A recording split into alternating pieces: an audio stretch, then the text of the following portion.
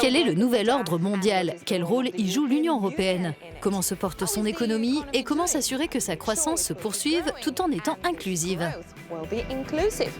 Quelques semaines après les élections européennes, l'équipe de Real Economy est au Forum économique de Bruxelles pour un épisode spécial. Je suis Sacha Vakoulina. Examinons les nouvelles questions économiques qui se posent pour l'Union européenne et pour nous par la même occasion. Un nouvel ordre mondial et un nouveau type de croissance, ce sont deux des grands thèmes abordés lors du forum cette année. Lors des récentes élections européennes, la participation a atteint plus de 50%, un niveau record sur 2 décennies. Elle était de 42,6% lors du précédent scrutin en 2014. La percée annoncée des populistes d'extrême droite ne s'est pas concrétisée. Pourtant, ils ont effectivement gagné du terrain en Europe ces dernières années. Quels sont les principaux facteurs de cet essor? Pour moi, on peut citer comme facteurs fondamentaux la situation économique, l'impact de l'évolution technologique sur le marché du travail et ses effets sur la création de revenus et leur répartition.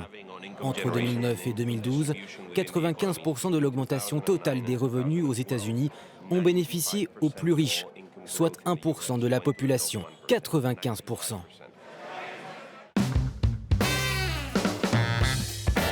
Au sein de l'Union européenne à 28, les 20% de la population ayant les plus hauts revenus disponibles dans leurs pays respectifs ont perçu plus de 30% de la totalité des revenus. En parallèle, les 20% de la population ayant les revenus les plus faibles ont touché en 2017 moins de 10% de la totalité des revenus. Ces statistiques sur les égalités de revenus qui datent de 2017 sont les dernières données disponibles. Cette année-là, la croissance connaissait un pic en Europe. En 2017, l'économie de l'Union européenne affichait une croissance de 2,4%, son taux le plus élevé sur une décennie. Depuis, le PIB européen a augmenté de manière plus modérée de 1,9% en 2018. Cette année, il devrait progresser d'1,4%, puis d'1,6% l'an prochain. La croissance européenne est plus modérée aujourd'hui. Monsieur le vice-président de la Commission, que faudrait-il faire en priorité? Accélérer la croissance ou générer une croissance différente? Évidemment, l'Union européenne a besoin de croissance économique. Mais nous n'avons pas besoin de croissance économique dans le seul but d'avoir de la croissance. Nous en avons besoin pour le bien-être des citoyens. Et cette croissance doit être durable. Elle doit tenir compte des facteurs environnementaux et du changement climatique. Donc nous devons vraiment abandonner cette vision de la croissance qui se suffit à elle-même.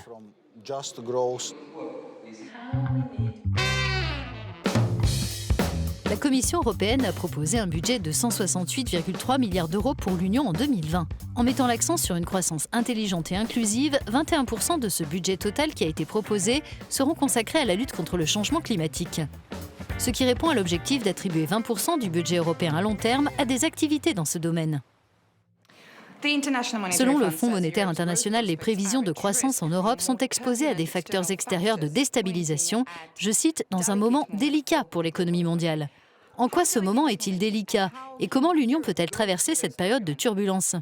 Les vents contraires sont forts. Il y a tout d'abord les tensions entre les États-Unis et la Chine sur le commerce, mais aussi la technologie. Deuxième point pour l'Union européenne, bien entendu, le Brexit qui reste une inquiétude majeure avec le risque d'un Brexit sans accord. Le troisième risque, c'est que de nombreux pays, de nombreuses personnes dans le monde sont très endettés. Aujourd'hui, l'accès au financement est facile, mais ça peut très vite changer.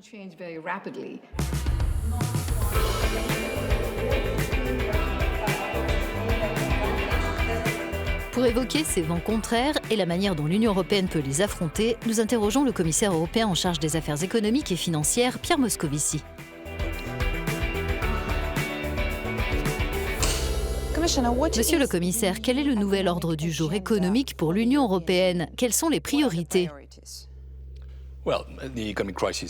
Eh bien, la crise économique est essentiellement derrière nous, mais nous devons relever les défis du futur. Ce qui veut dire surtout lutter contre les inégalités. Et pour moi, je dirais que notre priorité numéro 1, c'est que nous devons continuer de réformer la zone euro.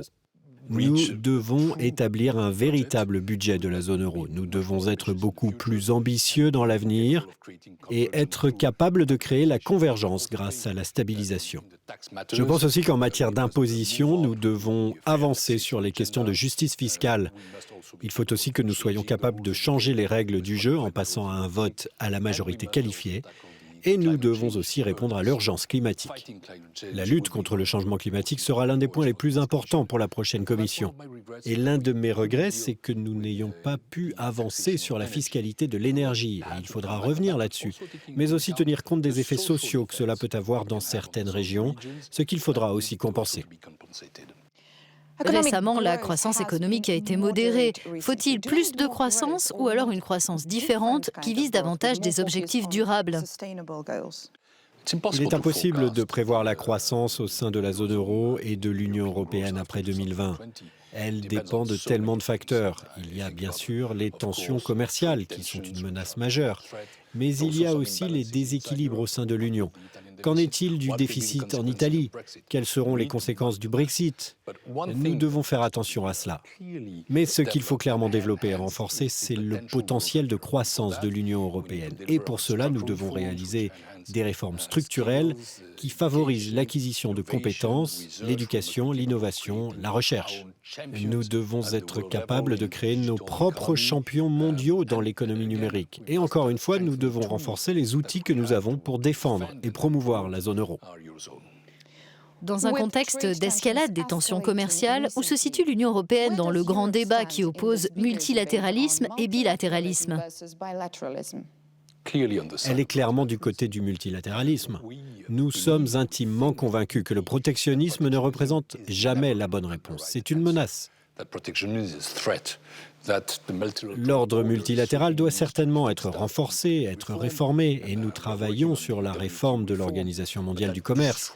Mais détruire le multilatéralisme, c'est une erreur. C'est ce que je dirais à M. Trump. Les guerres commerciales ne sont pas bénéfiques et elles ne sont pas faciles à gagner. Tout le monde y perd et les États-Unis y perdront également s'ils continuent dans cette voie. Il est clair bien sûr que nous pouvons reconnaître qu'il y a des problèmes avec la Chine en lien avec des surcapacités, la cybersécurité et une forme d'agressivité. Mais ces problèmes doivent être réglés dans le cadre multilatéral et la méthode utilisée aujourd'hui n'est certainement pas la bonne. Vous dites que l'ordre multilatéral doit certainement être réformé, mais que le détruire serait une erreur. Monsieur le commissaire européen Pierre Moscovici était dans Real Economy.